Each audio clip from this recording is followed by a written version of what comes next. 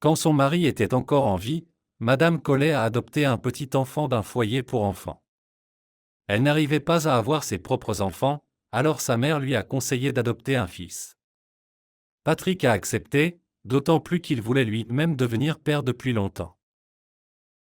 Mais les choses ont pris un tour inattendu et 3 ans plus tard, l'homme est décédé, laissant Christine seule pour élever le garçon. Au début, tout se passait bien et la femme s'en sortait, mais ensuite cela devenait plus difficile, car Jean grandissait et montrait son caractère. Mais ce n'étaient pas les traits qu'il lui avait inculqués, mais ceux qu'il avait acquis de ses parents biologiques. Et le premier problème auquel Christine a dû faire face était le vol dans le vestiaire de l'école. Jean a été pris en flagrant délit de vol d'argent dans la veste d'un de ses camarades. La mère a été convoquée chez le directeur, où une discussion sérieuse a eu lieu. Madame Collet, vous comprenez que c'est une situation d'urgence. Je ne parle pas de ce que diront ses parents, mais vous devriez vous occuper de l'éducation de Jean. Et avant tout, lui inculquer le sentiment de honte. Mais que pouvait-elle faire si son fils prenait une mauvaise voie? Plusieurs fois déjà, la mère avait essayé de lui parler, mais Jean évitait toujours de répondre. Il pensait que c'était normal, car tous les garçons font de mauvaises actions dans leur enfance. Seulement voilà, il ne comprenait pas que tirer les cheveux d'une fille ou écrire quelque chose sur le tableau à l'école était considéré comme une mauvaise action, mais cela se réparait avec une punition. Le vol d'argent d'autrui n'était comparable à rien d'autre. Ici, une punition sous forme de nettoyage de la classe ne serait pas suffisante.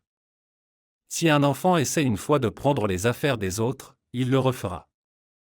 C'est à peu près ce que le psychologue scolaire expliquait à Madame Collet. Il savait que l'enfant avait été pris d'un foyer pour enfants. Seulement voilà, Jean lui-même pensait que sa mère biologique l'élevait. Il a dû répondre de son vol et la femme a rendu l'argent. Mais ce soir-là, elle a décidé de parler à Jean. Pourquoi as-tu fouillé dans la veste de quelqu'un d'autre? Est-ce que je ne te donne pas assez d'argent pour les déjeuners? Tant de temps a été consacré à ton éducation et tout cela en vain. La mère disait tout cela par colère, mais elle pensait qu'il fallait trouver une autre approche avec son fils. Un samedi, lorsqu'il n'avait pas de cours, elle l'a emmené au cinéma où un film intéressant était diffusé. Le scénario racontait une histoire de vie correcte et de principes moraux. On ne sait pas si son fils a tiré une leçon de cela, mais ses mauvaises actions se sont arrêtées pour le moment. Il se comportait bien et obtenait même de bonnes notes. Christine était heureuse et pensait que l'éducation patriotique portait ses fruits. Mais elle allait amèrement le regretter dans le futur, lorsque son fils aurait terminé l'école et se lancerait dans une vie débridée. Tout cela les attendait encore, mais pour l'instant, ils faisaient leurs devoirs ensemble, aller au parc ou ailleurs. Un jour, lorsque Jean n'était pas à la maison, la mère est venue voir Christine. « Bonjour, ton paresseux n'est pas encore rentré de l'école ?» Sa fille a secoué la tête. « Non, pas encore. Il est encore tôt. »« Mais pourquoi tu l'appelles comme ça ?» Madame Dufour a dit. « Tu te souviens quand il était chez moi en visite ? Eh bien, je lui ai demandé de ranger le placard. Et devine ce qu'il a fait ? J'ai été surprise moi-même quand j'ai vérifié ensuite. Toutes les affaires qu'il fallait plier soigneusement, ton fils les a éparpillées dans des sacs et des sacs en plastique. Eh bien, que puis-je faire ? Tous les garçons de son âge essaient d'éviter le travail, a dit Christine. Mais la mère ne se laissait pas décourager. Je suis d'accord, nous n'étions pas des anges non plus quand nous étions enfants. Mais je pense que Jean grandit comme un voyou. Il est temps que tu lui dises que tu l'as sorti de l'orphelinat. Qu'il sache qu'on lui a montré de la compassion et qu'on lui a donné une éducation normale. Cela, sa fille ne pouvait pas le faire, car elle connaissait la réaction qui suivrait. Et il n'était pas juste d'agir ainsi envers un enfant qui avait perdu ses parents. Comprenant que Christine ne le ferait pas, la mère a ajouté « Bon, je ne vais pas te convaincre. Fais comme tu le juges nécessaire. Au fait, je suis un peu à court d'argent, pouvez-vous en rajouter ?» Sa fille est allée chercher son porte-monnaie, et Madame Dufour a regardé autour d'elle. elle avait l'impression que Jean avait posé un piège quelque part. Mais non, tout était calme et il n'y avait pas lieu de s'inquiéter. Lorsque Christine est réapparue dans le salon avec son porte-monnaie, elle avait l'air triste. « Que s'est-il passé ?» a demandé la mère. Sa fille lui a dit qu'il y avait plus d'argent le matin qu'il n'y en a maintenant. Il manque quelques euros. Ce n'est que le début, ça ne fait que commencer, a dit Madame Dufour. La mère n'a pas pris l'argent et est partie, et Christine est restée là, les yeux écarquillés, avec son porte-monnaie ouvert. Une demi-heure plus tard, Jean est rentré de l'école et il a vu sa mère compter de l'argent. On n'aura pas assez jusqu'à ta paie ? Bien sûr, cela ne suffira pas si tu me voles à chaque fois. C'était sa dernière communication normale avec Jean. Après cela, son fils s'est renfermé et faisait tout en secret. On ne l'a plus convoqué chez le directeur de l'école, elle pensait même que son fils s'était amélioré. Mais il n'avait aucune intention de le faire et continuait ses mauvais comportements. Sa mère n'en avait aucune idée, et cela convenait à Jean. Il ne lui a pas pris plus d'argent, mais son fils avait toujours de nouvelles choses. Non, pas des vêtements, car Christine s'en occupait elle-même. Des porte-clés, des chocolats et même un téléphone apparaissaient. Sa mère ne pouvait que deviner indirectement ce que cela signifiait. Elle ne voulait pas penser que son fils volait à nouveau. Après tout, s'il était pris, et Jean avait déjà 14 ans, il ne pourrait pas échapper à la responsabilité. Pendant l'été, Madame Dufour a eu du mal à faire venir son petit-fils pour l'aider aux tâches ménagères. Mais même là-bas, il trouvait des distractions, il courait après les filles du quartier, emmenait des garçons dans la forêt. En gros, il faisait ce qui lui plaisait.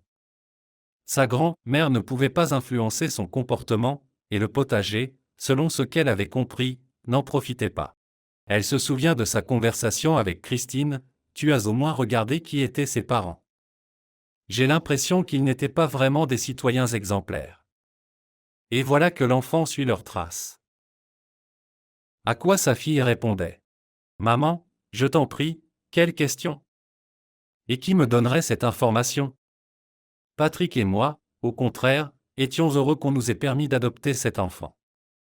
Et toi, tu viens avec tes questions, qui sont ses parents et à qui ils ressemblent ? Oui, ce n'est pas une situation enviable lorsque l'on ne connaît pas l'ascendance de l'enfant et que l'on ne sait pas à quoi s'attendre. Christine espérait qu'avec l'âge, son fils changerait et qu'elle n'aurait plus à rougir de lui. Mais les choses ont seulement empiré. Déjà à l'âge de 15 ans, Jean a été pris en flagrant délit de vol d'une autoradio dans une voiture. Il ne l'a pas fait seul, avec des amis, mais il a pris la responsabilité. Et cette fois-ci, cela s'est fait sans mesure sévère. La mère se lamente sur le fait que son fils doit devenir sage. Combien de fois t'ai-je dit qu'il ne faut pas prendre les affaires des autres ? Je comprends que certaines d'entre elles te plaisent. Mais rappelle-toi le film que nous avons regardé ensemble. Les gens, pour obtenir certaines choses, travaillent d'abord, puis les achètent. Mais le garçon semblait ne pas entendre ce qu'on lui disait. « Maman, si j'en ai envie, je peux tout obtenir, et personne ne m'arrêtera. Pas même tes leçons de morale. » Il semblait que le garçon ne craignait personne ni rien. Peu lui importait comment son destin se déroulerait. C'est à ce moment-là seulement que Christine commença à comprendre qui étaient ses parents. Si son fils était habitué à voler, il serait difficile de lui arracher ses mauvaises habitudes. Au fil des années, Jean est devenu impertinent et pouvait maintenant ouvertement prendre de l'argent à la maison. Sa mère essayait de le cacher soigneusement, mais son fils les trouvait toujours. Après de tels incidents, Madame Dufour a arrêté de laisser son petit-fils venir chez elle. Jean s'éloignait de plus en plus de sa famille et devenait semblable à un gangster de rue. Il n'était pas seulement craint par les garçons bien élevés, mais aussi par Christine elle-même. Parfois, quand il rentrait d'une promenade, souvent tard le soir, sa mère se barricadait dans sa chambre. Voilà à quel point elle avait peur quand son fils était à la maison. Après avoir difficilement terminé la 9e classe, le garçon est entré dans une école professionnelle. Il a été accepté, mais n'y a étudié qu'1 an. Ensuite, il a commencé à travailler sur un chantier. Enfin, Christine pouvait souffler, car son fils ne lui prendrait plus d'argent. Cependant, après avoir trouvé un emploi, Jean a trouvé une petite amie. Si l'on met de côté toutes les valeurs morales, sa petite amie n'était en rien différente de lui en caractère. De plus, ses parents étaient amateurs de boissons alcoolisées, et leur fille s'y était progressivement habituée. Moins de 6 mois se sont écoulés avant que son fils ne commence à rentrer à la maison dans un état déplorable. Pour essayer de redresser la situation, la mère l'emmenait chez le médecin, mais à la clinique, on haussait les épaules. Nous sommes impuissants face à l'indifférence. Si une personne ne veut pas arrêter par elle-même, aucun nombre de médecins ne l'aidera. La mère avait perdu tout espoir de changer quelque chose, mais un jour elle a réussi à parler à Jean lorsqu'il était conscient de lui-même. Son fils la regardait avec des yeux vides et écoutait. « Tu es si jeune, tu as tout devant toi.